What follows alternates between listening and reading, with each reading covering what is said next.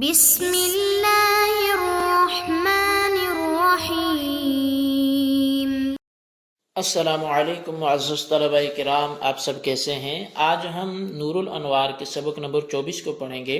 اور آج کے سبق کا عنوان ہے تقسیم اول کا بیان۔ اور آج کے ہمارے سبق کی عبارت الاول فی وجوہ النظم سے شروع ہوتی ہے۔ آئیے سب سے پہلے عبارت پڑھ کے اس کا ترجمہ کرتے ہیں، اس کے بعد باقاعدہ سبق کی وضاحت کی طرف بڑھتے ہیں۔ مصنف علیہ رحمہ لکھتے ہیں الاول فی وجوہ النظم صیغۃ و لغۃ۔ تقسیم اول صیغہ اور لغت کے لحاظ سے نظم کی قسموں کا یہاں پہ بیان ہو رہا ہے۔ یعنی الاول فی وجوہ النظم، جو پہلی تقسیم ہے وہ نظم کی اقسام میں ہے، صیغۃ و لغۃ، صیغے اور لغت کے اعتبار سے۔ یعنی مطلب یہ ہے ان تقسیم الاول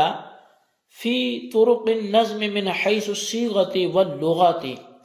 یعنی پہلی تقسیم صیغہ اور لغت کے اعتبار سے جو ہے وہ نظم کی قسموں کے بیان میں ہے۔ وَالطُّرُقُ هِيَ الْأَنْوَاعُ وَالْأَصْنَافُ، اور طرق کے معنی انواع اقسام کے ہیں۔ وَالصِّيغَةُ هِيَ الْهَيْئَةُ وَاللُّغَةُ،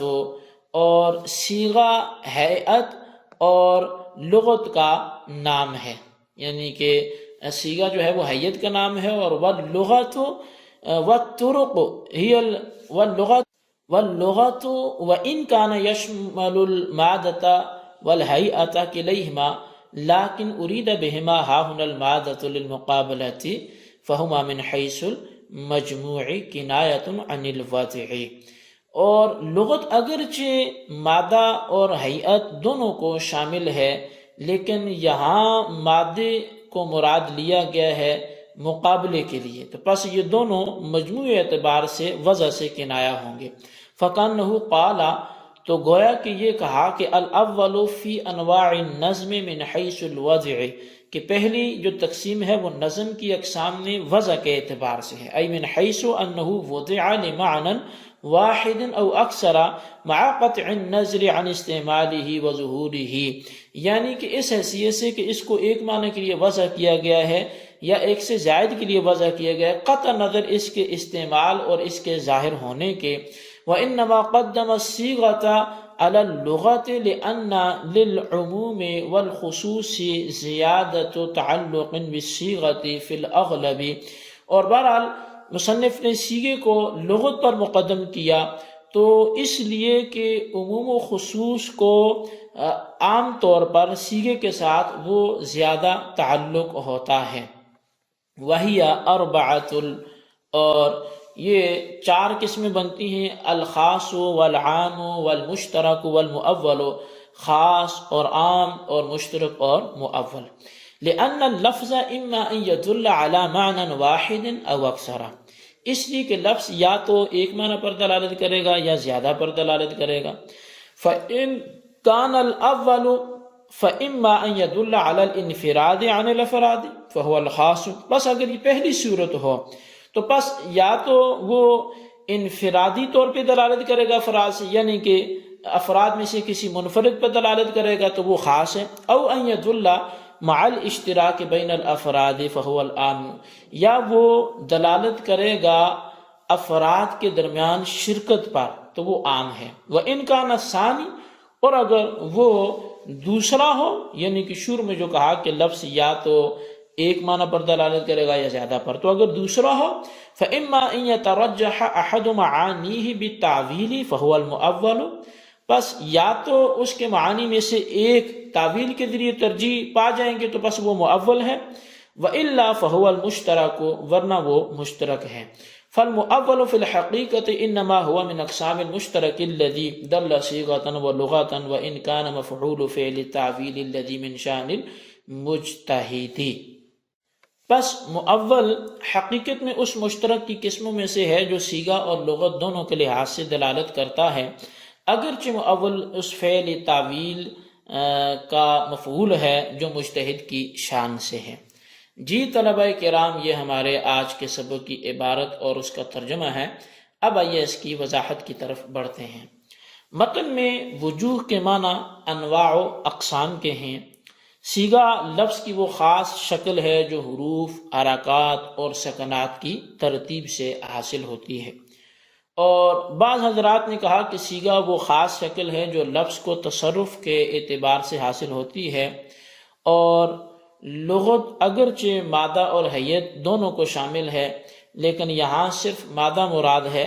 کیونکہ لغت کا لفظ اس جگہ صیغہ کے مقابلے میں واقع ہے، اور صیغہ سے حیت مراد ہے تو اس کے مقابلے میں لغت سے مادہ مراد ہوگا،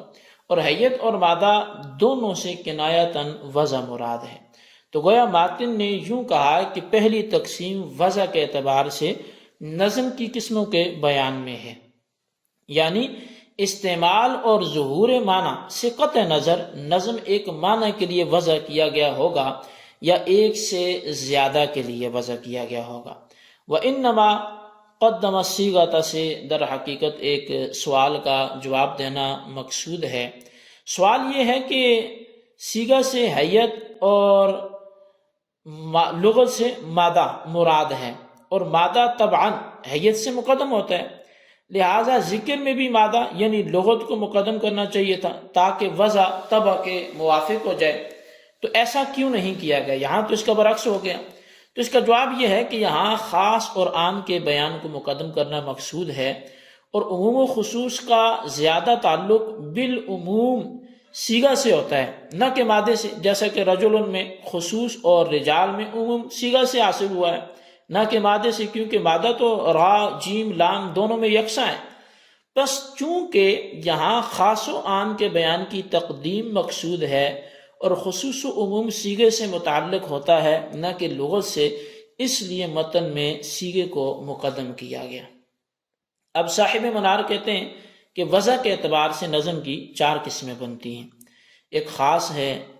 عام ہے، مشترک ہے، مؤول ہے، اور ان چاروں کی اگر وجہ حصر بیان کی جائے تو وجوہ ہوگی کہ لفظ جو ہے یہ وضع کے اعتبار سے ایک معنی پر دلالت کرے گا یا ایک سے زیادہ معنی پر دلالت کرے گا۔ تو اب اگر وہ ایک معنی پر دلالت کرے تو ایک معنی پر بلا شرکت غیر دلالت کر رہا ہے،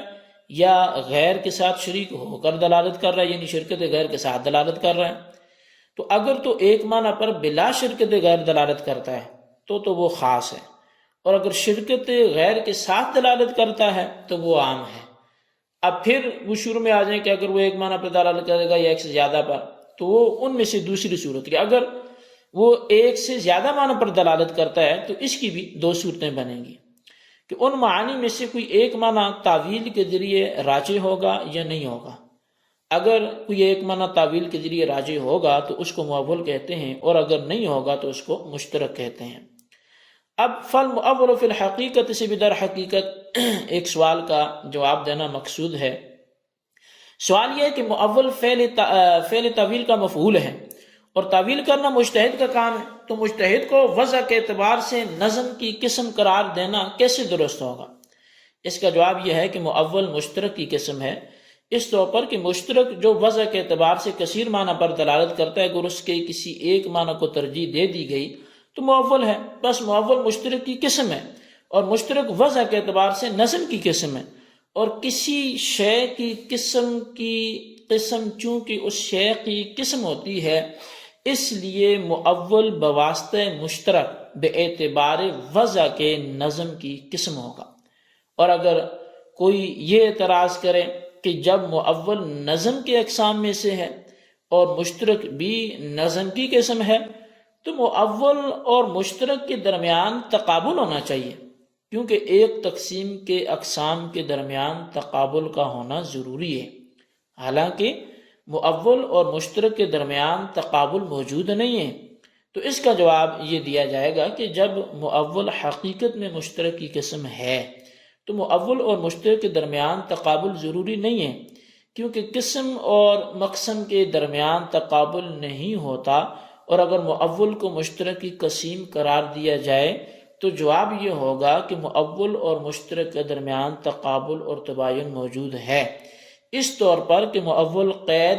ترجیح کے ساتھ مقید ہوتا ہے، یعنی قید ترجیح کے ساتھ جو مؤول ہے وہ مقید ہوتا ہے، اور مشترک عدم ترجیح کی قید کے ساتھ مقید ہوتے ہیں۔ بس جب مؤول میں ترجیح ہوتی ہے اور مشترک میں عدم ترجیح تو مؤول اور مشترک کے درمیان تقابل وہ ظاہر ہے۔ جی طلبہ کرام، یہ ہمارا آج کا سبق تھا، اور آج کے سبق میں ہم نے تقسیم اول اور اس کی معنی مفہوم، اس کی اقسام کو پڑھا۔ اس کو آپ اپنے انداز میں خلاصتاً رجسٹر پر نوٹ کریں، بالخصوص ان سوالات کے جوابات میں۔ سوال نمبر 1 یہ ہے